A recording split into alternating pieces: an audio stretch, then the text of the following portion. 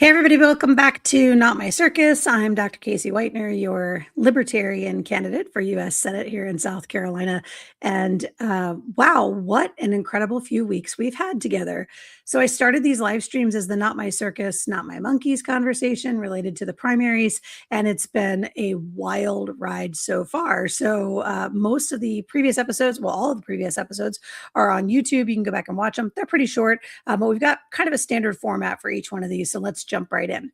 The first piece is an update on what is happening with the campaign. So I spent the weekend at the Libertarian National Convention. I had a really great opportunity at the convention to introduce a guy named Justin Amash. He is the only libertarian ever to have served in Congress. And I'm saying that in like a weird way because he didn't get elected as libertarian. He got elected as a Republican, and then he got primaried, and he switched to the Libertarian Party right before he left Congress. So he has been an elected libertarian, and he served in Michigan's 3rd district about a decade ago. So anyway, Justin Amash, he's a cool guy. You can go to his Twitter feed. You'll see his full speech, and you'll see me as like the thumbnail picture is me in my red shirt introducing Justin Amash. But before that, I got to talk a little bit about me and the campaign for U.S. Senate here in South Carolina and tell the Libertarian National Party what's going on here and what the opportunity is here and really what I'm working on, which of course, as you all know, is the national debt and my belief that it is an existential threat. So that little piece, it's about a 2-minute speech. That little piece is in the Libertarian National Convention's Saturday live stream. And it gets, I think it starts like right around the 7-minute mark where you'll see me walk up in my red dress and you can see that little 2-minute speech. So yeah, so there's that. That was the convention over the weekend. Had a great opportunity to visit with folks from the Radical Caucus with a really cool podcast with the Cascade Effect podcast. So I got to spend some time with them. You'll see some of those things when they show up on their stuff. I'll be sharing it on my things as well. But some really cool conversations happening at the national convention for the Libertarian Party. Let's see what else. Oh, the other piece that may be of interest to you guys, I'm sending out a new email this week. It's going to go out tomorrow, but I'm going to be in Horry County for the next 2 weeks. So I'll be lining up a couple of events in Horry County and trying to visit with as many people as I can out there. It is, of course, the fastest growing county in South Carolina, and we are the fastest growing state. So that'll be coming up for the next 2 weeks. I'll be out at Myrtle Beach.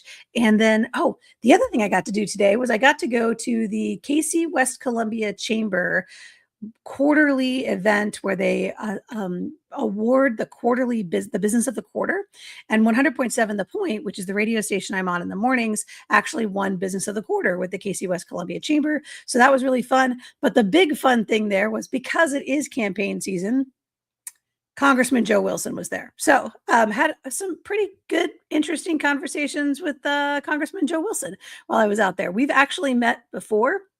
So that was kind of interesting to kind of remind him like, hey, remember we met at the Big Red Barn Retreat Oyster Roast. And also my husband, Charlie, opened the Discount Tire on Clemson Road and you came and la, la, la. So we got to like kind of reconnect a little bit. But the funniest part about the Joe Wilson conversation is that one time I met him and I said, my name is Casey. And when he responded to me, he said, nice to have met you, Kiki. And my friends thought that was hilarious. And so there's a small, but now much bigger group of people who think it's really funny that Joe Wilson thinks my name is Kiki. He does not. I remedied that today. He did, in fact, call me Casey by name today. And I was wearing my campaign name tag there. So that was really great. Hi, Carrie Farrow. I see you. I would love to come to Georgetown County while I'm out at Myrtle Beach. So yeah, let's make that happen. Let's absolutely make that happen. The first week I'm there, I plan to be campaigning and working. The second week, my family's going to be there. So we plan to be vacationing. But okay, what else is on our roundup? So that's our campaign stuff. I want to call out this week's monkeys really quickly.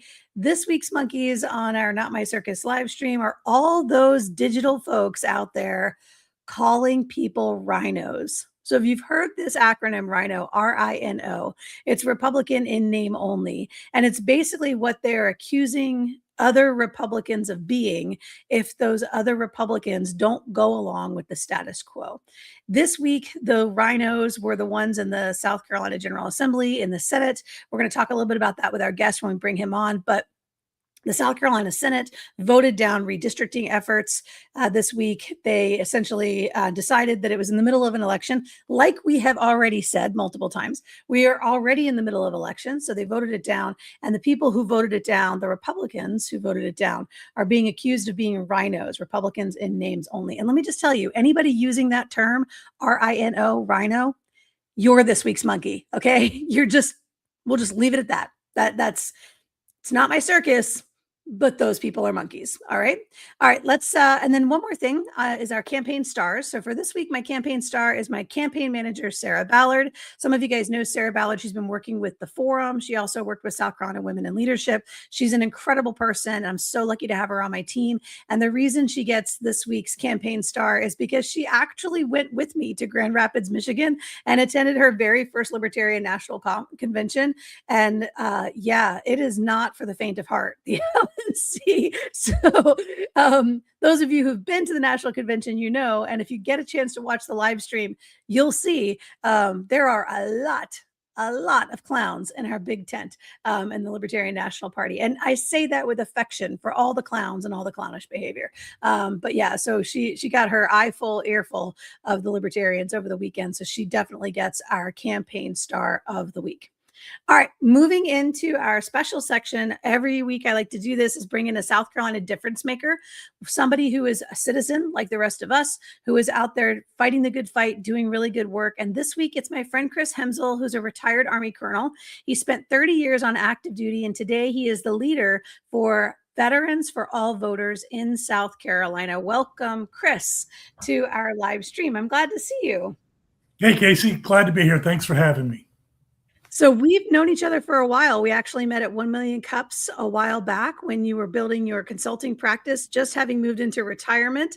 And did you decide you would prefer to play golf and get into politics, or are you still working on your consulting practice? Well, I will tell you, COVID, COVID came and I decided, I'm going to shut down the shop, play golf, and then become a full-time rabble rouser. Yes. Yeah. So and you've joined good company, because we were reunited through the Better Ballot SC people and our mutual friend, Nicole Sanchez. So you've absolutely gotten into some good company as far as the rabble rousers are concerned. Yeah. So, it's funny how I got linked up with Nicole in the first place. So I wrote a letter to the editor back in 2018, during the 2018 election timeframe, saying, hey, we got to get rid of the political parties. This stuff is just all wrong. So Right. she hunted me down on LinkedIn, contacted me through LinkedIn. And so we started doing this, and I started working with her. At the same time, I was working with Principles First. That's another organization of conservative folks who just don't like the way things are happening in our country and looking to change things Right. to a more perfect union. And so I'm doing this kind of stuff. And then, so Nicole and I start talking. She goes, well, hey, do you know about this organization called Veterans for All Voters? So she hooked me up with Veterans for All Voters, because she had met with the founders, Eric and Todd, from there. And so I reached out to them, and then they were just getting started. And so they're looking for state leaders. And well, I violated the first rule of the Army. You never volunteer. You get voluntold. That's right. So I violated that rule. I raised my hand, said, I'll take the lead here in South Carolina. And so I've been trying to build our network here in South Carolina for the past couple of years.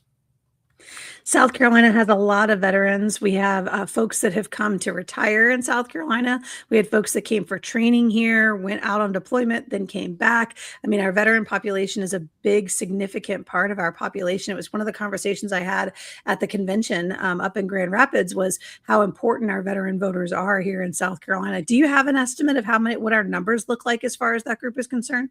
Yeah, it's about 10% of the population, just under 10% of 5 million. So, and to be quite frank, South Carolina is growing so fast, we're not sure who's all in our state anymore.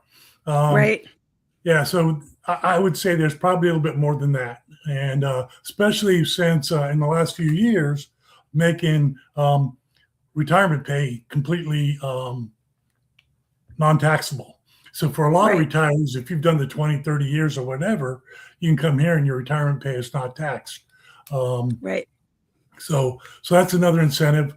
And then, there's been a lot of growth here and a lot of jobs for people coming out of the military who have job skills, whether it's in the automotive industry, even in the green industry, as you dealing with batteries and developing those kind of things, electronics.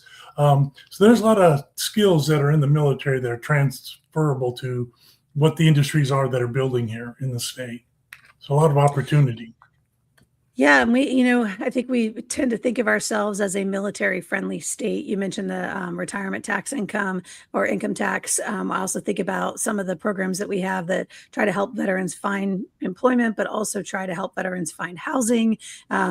Things like that. We have a very pro-military community in the Richland County area, specifically because we've got Fort Jackson here. We also down in Sumter, we have Air Force Base. So we're sort of military heavy from a presence perspective. Down in Beaufort in the Low Country, we've got the Marine Corps training facilities. So, I mean, there's just a lot of military presence, active duty military presence here. And that kind of tends to lend itself to our veterans returning after they've come here to be trained, and then once they retire, they come back.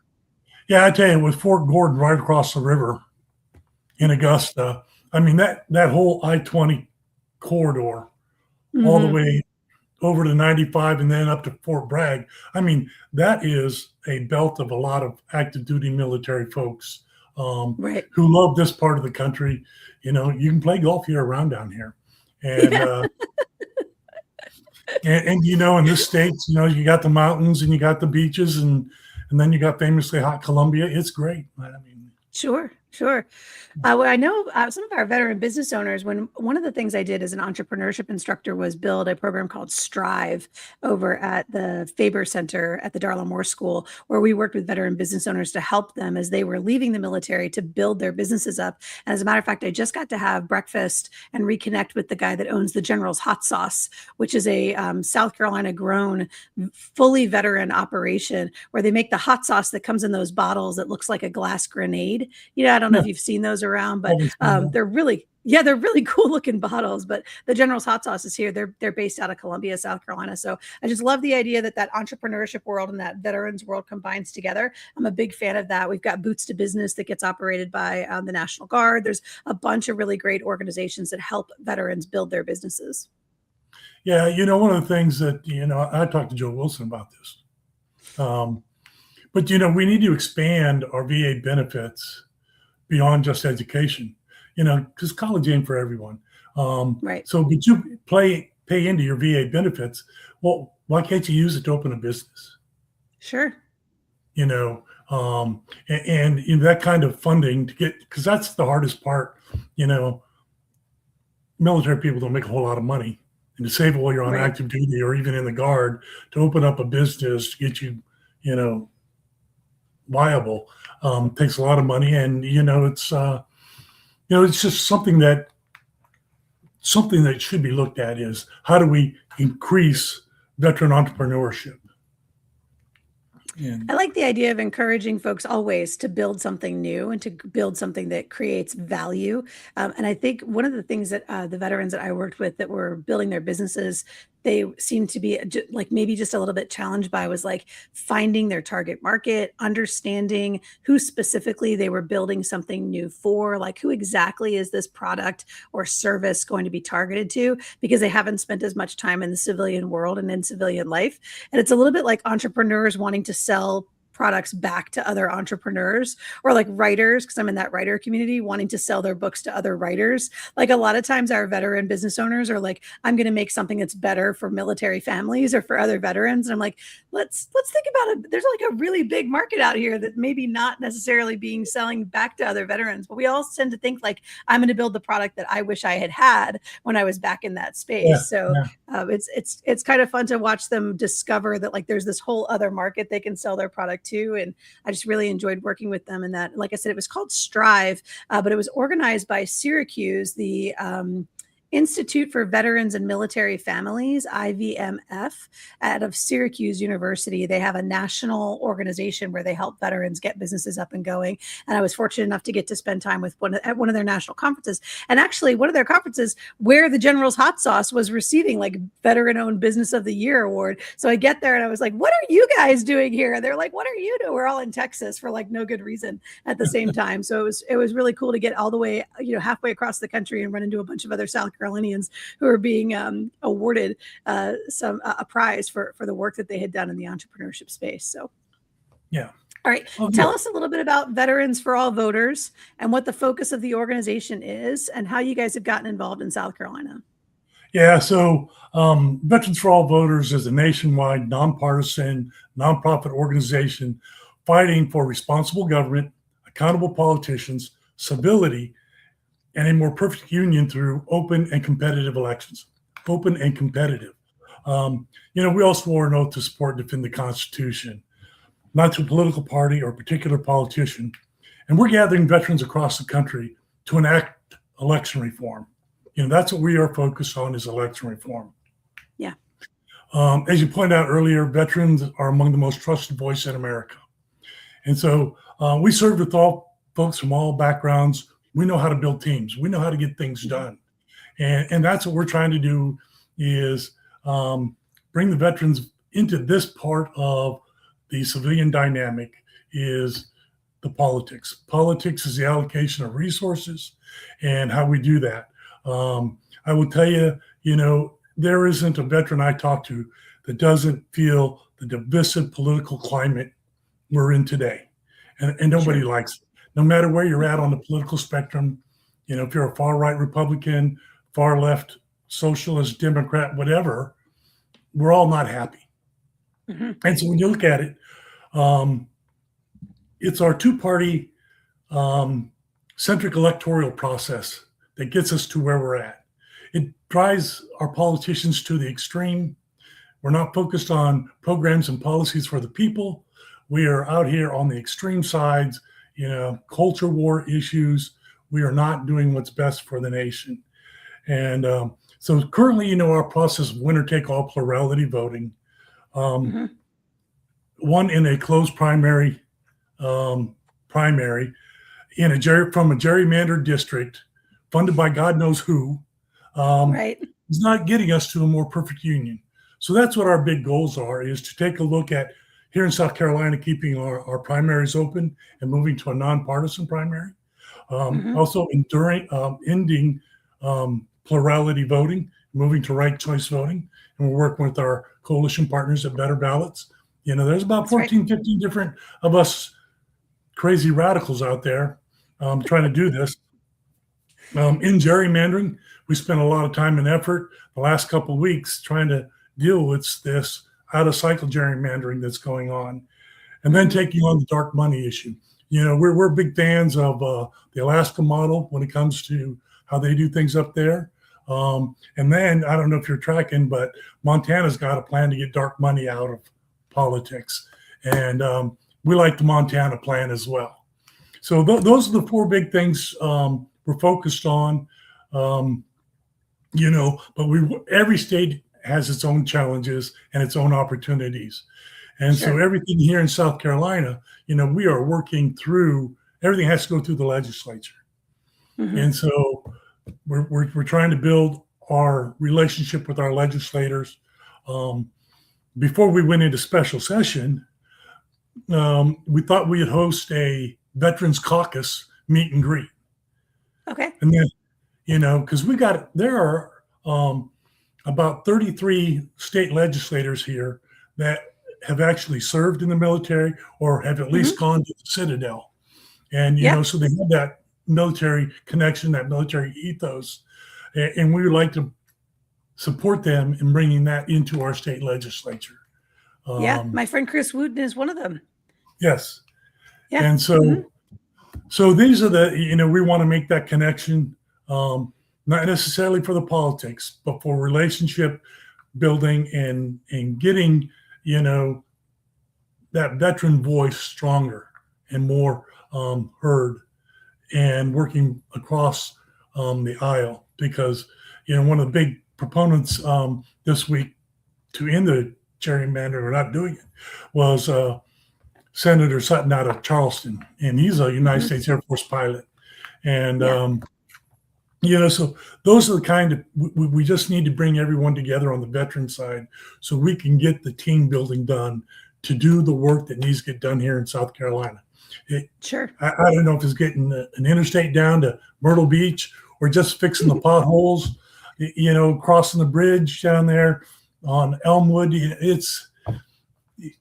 We have big issues here that I think if we can get the veteran caucus, all the veterans in the State House working together, they can be a driving force to do these kind of changes. Yeah, So that's I what agree we're working completely. on right now. I agree The completely. other thing we're looking at, I don't know, are you tracking the Future Caucus I'm not. Forum? Yeah. So Oh, these the are forum. Yeah. South Carolina Forum. the future. Well, I'm doing the South Carolina Forum thing too. But no, this is the Okay. Future Caucus. This is the Future Caucus, folks. These are all legislators who are millennials and younger. Oh, wow. Okay. Yeah. So they're standing up. They just stood a chapter up here in South Carolina this spring. Okay. So, we're working with those, getting to know the Future Caucus folks, because when you take a look at the Future Caucus platform, hmm the National Future Caucus, they put ranked choice voting in there. Nice. And so, yeah. So there are younger legislators who know that the future of electing politicians is not plurality voting. And so we all know plurality voting, what we're doing right now, is not getting us where we need to be. And what's the definition of crazy? Yeah. Keep doing the same thing over and over. Absolutely. And Yeah. we've done that in South Carolina for a long time. We've got this supermajority in South Carolina. That's the most recent blog that I posted was about this idea of the supermajority, and how when the party becomes the most important thing, and protection of the party and advancement of the party becomes the most important thing, even if it's your own party, you are no match for their priorities becoming more important than whatever it is you think you have in common with them.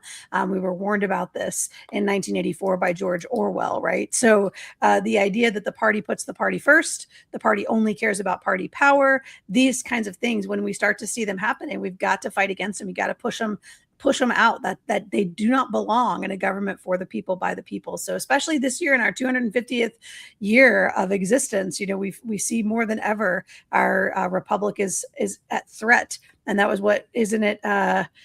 we were told, you have a republic if you can keep it, right? And so this year, more than ever, it's really important to be working on that. Yeah. So, George Washington in his farewell address warned us as well about political parties. Against factions. Mm-hmm. Yes. Yeah, he absolutely did. Yeah. So, even when you take a look at Hamilton and Madison and Jay's writings in the Federalist Papers, Hamilton didn't like parties. Thomas Jefferson didn't like parties, even though the Federalists and the Republican Democrats formed around their personalities. Right. They knew parties were not good for our republic. And that may have been the only thing they agreed on. Yeah. So, there's uses for parties, but as in everything, a little bit of moderation. And today, from my perspective, political parties have usurped the institutional powers of our checks and balances inherent in our Constitution, whether it's his horizontal House, the executive judicial branch, or even vertical, when it goes between the states and the federal government. And the political parties have blurred all of those. And what we have now are political parties checking each other, not institutions. And so this is our problem we're dealing with now. And so we've got to do election reform so we can get us back on track, to get us to be a more perfect union, and meet the promise of America.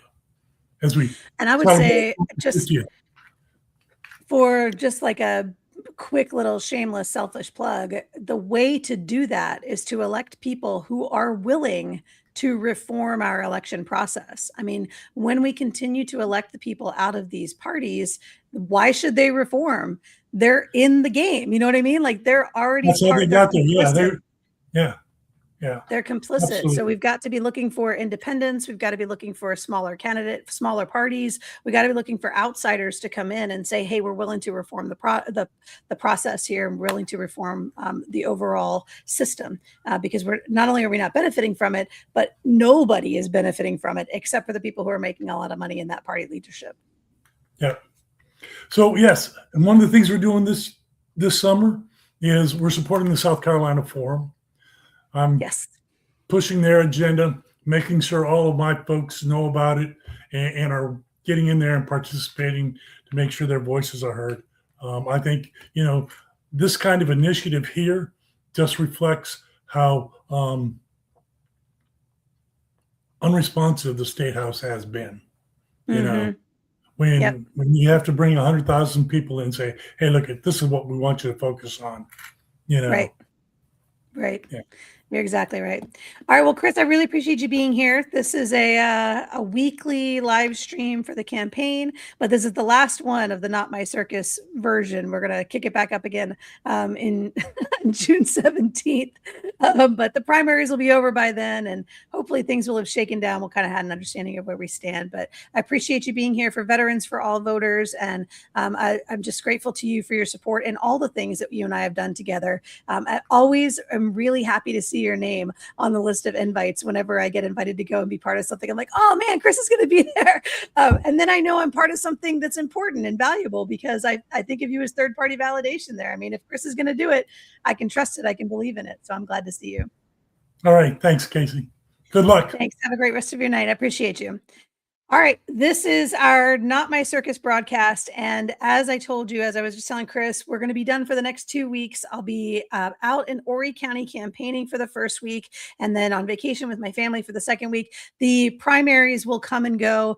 And through that primary process, we'll all just be, I'll be writing, I'll be sending out emails and this kind of thing. The big conversation for this week is about this party control, this duopoly piece. It is in my blog. It's on my blog on caseysouthcarolina.com. You can go and find it. And the idea, the sort of talk that I'm giving as I'm going through it is that I sat on Friday in our Libertarian convention and I watched the convention occur. And I sat while I was watching the convention happening, I was also watching our South Carolina General Assembly deliberate over this redistricting. Redistricting, the conversation happened right after Thomas Massie lost his primary in Kentucky. And if you don't know who Thomas Massie is, go look him up. He is probably the most libertarian-leaning Republican in the House of Representatives. And he's somebody who had fought very hard to address the national debt, which, as you all know, is my topic, the national debt. And because he was an advocate to try to fix that, I followed him very closely. Well, he lost his primary, and that and the redistricting conversation are connected. These two things are evidence of party power being put first in every conversation. And we should all be frustrated by that. We are citizens, we are voters, we have a right to be represented in our government, and we should be fighting for that representation. So I will add to that piece. I'm very proud of South Carolina. I'm very proud of the folks who turned out for early voting yesterday. You made your voices heard. You made it very clear to the South Carolina Senate that our election is already underway and that it would be criminal to throw out all of your votes so that they could complete this redistricting effort. So great job, South Carolina voters, for showing up on the first day of early voting. And this is how I know that that's what it was about, because today when my daughter went to vote, there was nobody there. So the lines are way down now. If you want to go vote today, go vote tomorrow. Like the lines are way down now. But anyway, thanks for showing up. Great protest out there, you guys.